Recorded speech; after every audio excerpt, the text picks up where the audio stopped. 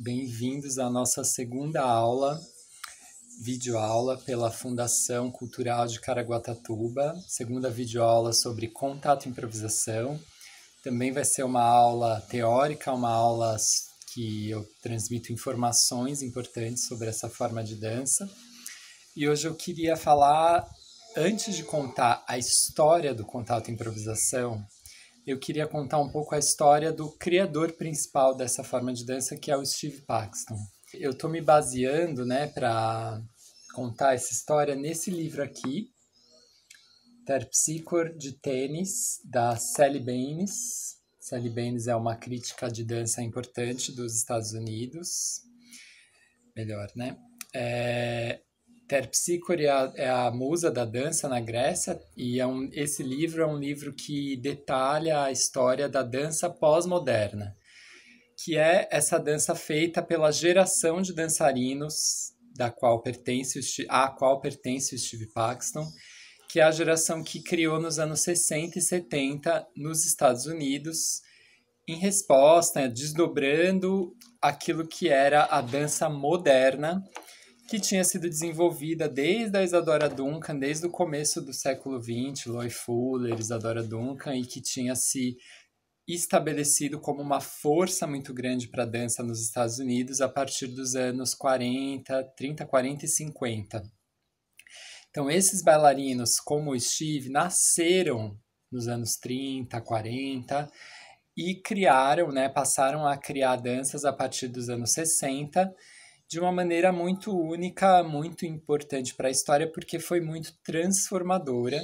E essas transformações até hoje a gente está assimilando, digerindo, respondendo, desdobrando, criticando. Então, por isso o Steve é uma figura que vale a pena ser conhecida, assim como todos esses outros dançarinos da geração dele, que incluem Yvonne Rainer, Trisha Brown, Lucinda Childs, Douglas Dunn, David Gordon, Deborah Hay, Simone Forti, que são nomes que vale a pena procurar informação sobre eles, conhecer. Então, o Paxton, ele nasceu no Arizona, na cidade de Tucson, em 1939, e ele também era muito esportista, ele tinha uma prática física, um interesse muito grande pelo corpo, pelo trabalho físico, ele praticou ginástica olímpica. Já adolescente, adulto, ele começou a se interessar pela dança. Numa entrevista que ele me deu, que eu fui até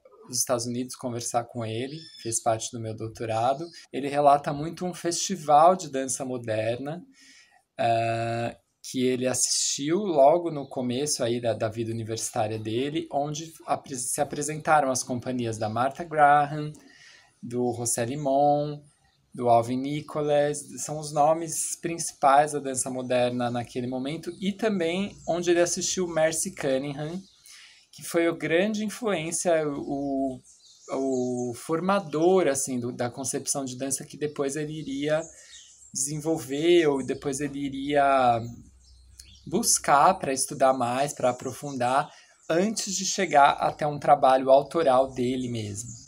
Então, ele teve esse primeiro contato com Merce Cunningham num festival, assistindo os espetáculos, e ele relata nessa entrevista o quanto isso foi muito forte, impactante para ele, porque ele estava acostumado com uma concepção de dança em que a dança é um meio, é um instrumento para contar uma história. Já com o Merce Cunningham, nada disso acontecia. O Merce Cunningham, ele simplesmente colocava as formas que o corpo pode fazer no palco. Inclusive, o Cunningham, já nessa época que o Paxton conheceu ele, trabalhou com algumas coisas que foram bem revolucionárias e que, num primeiro momento, foram rejeitadas pelos outros artistas da dança moderna.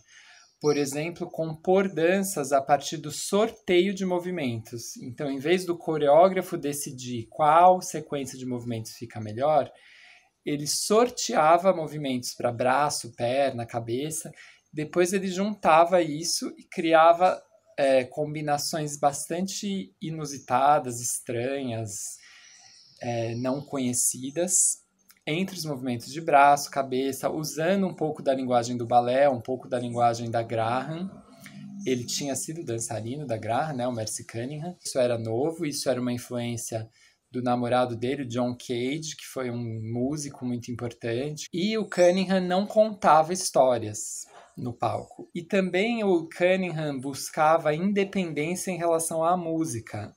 Vários espetáculos do Cunningham ele fez em parceria com o John Cage, o músico, que era companheiro dele, e o Cage criou a música, o Cunningham criou a coreografia sem que um conhecesse o que o outro estava fazendo, e a música e a coreografia só eram juntadas, só se encontravam no palco, no dia da apresentação. Então, quando o Paxton assistiu os espetáculos do Cunningham, ele ficou muito impactado. E daí, a partir então desse encontro com esse dançarino, com a obra do Cunningham, o Paxton decide abandonar a universidade e ir até Nova York, né, estudar e a praticar a dança moderna feita lá. Então ele estuda, segundo a Baines, numa escola em Connecticut, que é um estado próximo de Nova York, onde o Cunningham ensinava, José Limón ensinava, grandes nomes da dança moderna davam aula ali.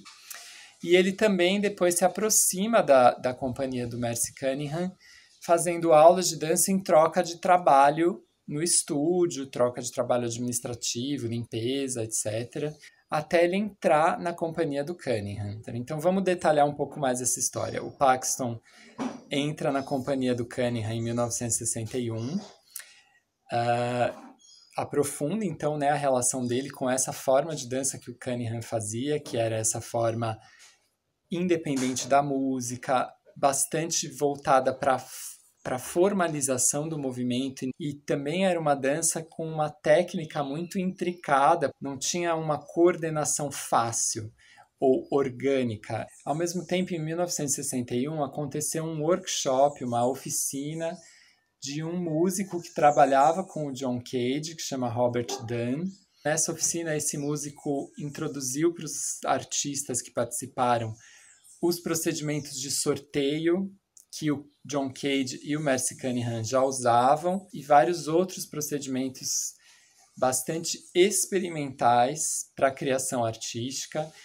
E a partir dessa oficina, alguns dos participantes se juntaram no grupo que veio a ser o Judson Dance Theatre. Então, por 2 anos esse grupo durou, e eles faziam muitos tipos de apresentações experimentais, né? No sentido de um deles propunha algo para os outros e os outros investigavam aquilo um pouco e apresentavam sem uma preocupação de ser um espetáculo fechado, um espetáculo já maturado, mastigado.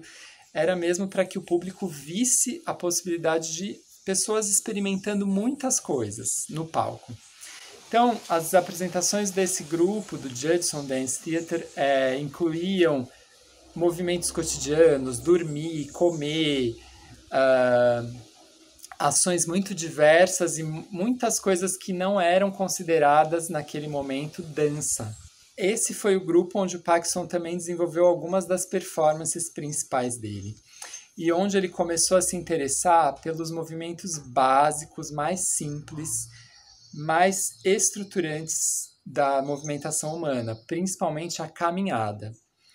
Então, a partir do trabalho com o Judson, o Paxton fez várias performances em que ele investigava e ficou muitos anos, segundo ele, uma década, investigando só o movimento de caminhar. Então, uma das performances mais conhecidas chama Satisfying Lover, o Amante Satisfatório, que é de 1967, já anos depois que o Judson tinha terminado, em que o Paxton faz uma estrutura muito simples de várias pessoas atravessando o palco, simplesmente caminhando de um lado para o outro, e às vezes sentando numa cadeira e ficando paradas, e outras só caminhando, só atravessando o palco, buscando mostrar no palco um corpo neutro, um corpo que não é o corpo que está fazendo uma cena, e explorando essa ambiguidade, porque só o fato das pessoas estarem no palco, elas já estão encenando de alguma forma. Ele se interessava por esse limite entre o corpo que performa, que atua, e o corpo cotidiano. Qual é esse limite? Onde está essa fronteira?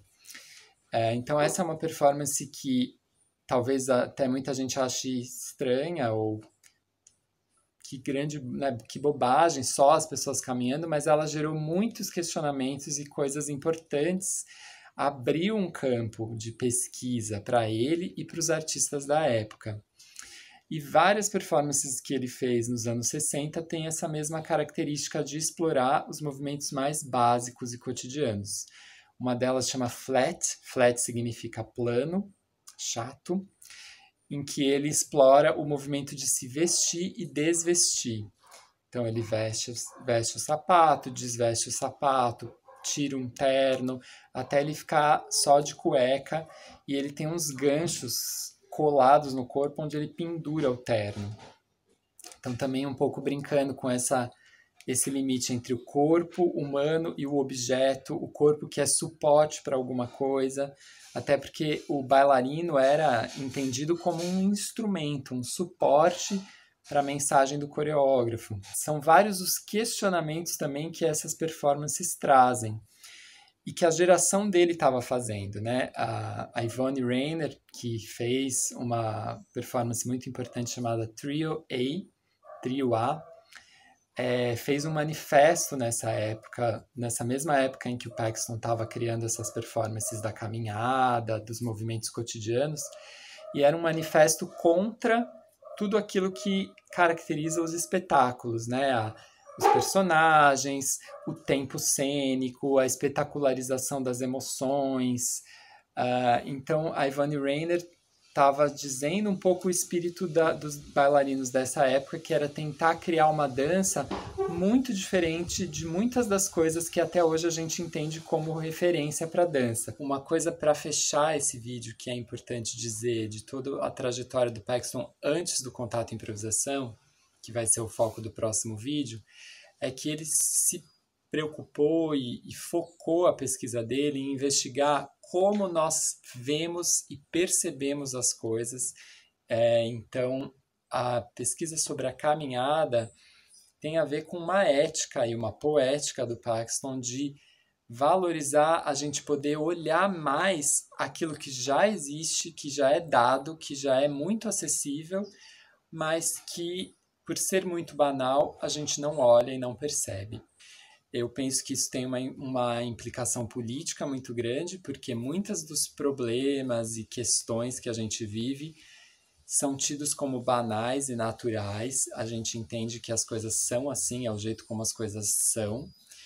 E quando um artista como o Paxton pega algo que a gente entende como dado, conhecido, e examina isso de novo com bastante atenção, ele mostra para a gente que mesmo aquilo que é banal, que é considerado óbvio e já conhecido, pode ser reconhecido de outras formas, pode ser desconhecido, interrogado.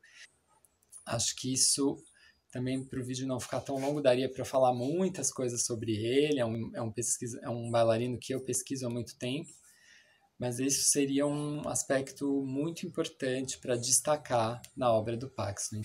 Acho que para fechar é isso.